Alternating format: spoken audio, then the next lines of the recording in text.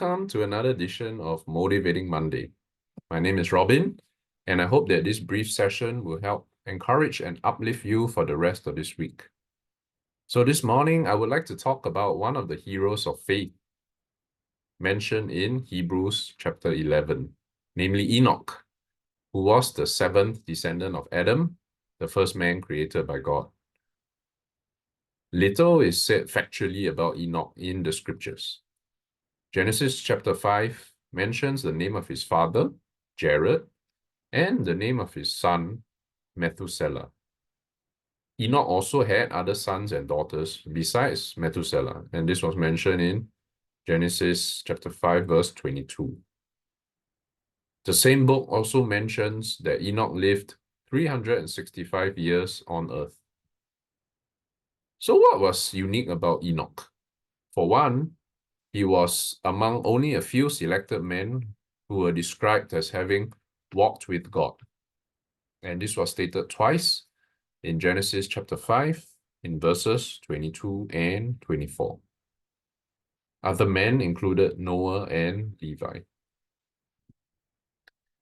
In Jude 14 and 15, it also mentioned that Enoch was a prophet who spoke of the Lord's judgment to be executed on all who are ungodly in terms of deeds committed and harsh things spoken against God.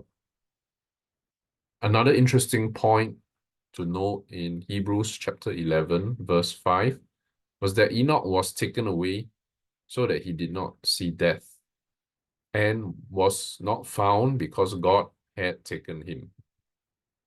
So in other words, towards the end of his earthly life, through God's providence, and because Enoch had pleased God through his faith, Enoch did not have to experience physical death as humans do. Now, children of God today do not receive such unique rewards, and this can be read in Hebrews chapter 9, verse 27, as well as Psalm 89, verse 48. But the ultimate reward is the same, which is to receive the crown of life which the Lord has promised to those who love him, as stated in James chapter 1, verse 12. So it is worth delving more into what it meant by Enoch having walked with God.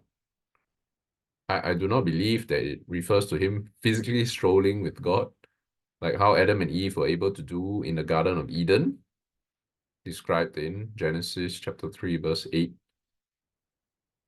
But walking with God in a spiritual sense, as the Bible has stated in other passages about the faith needed to be present with the Lord. For instance, in 2 Corinthians chapter 5, verse 7, it is mentioned, "For we walk by faith, not by sight." And also how we need to walk in truth and walk in the light. These are typical expressions for the types of spiritual fortitude and relationships with God that all followers of Christ should have, with Enoch as a very good example.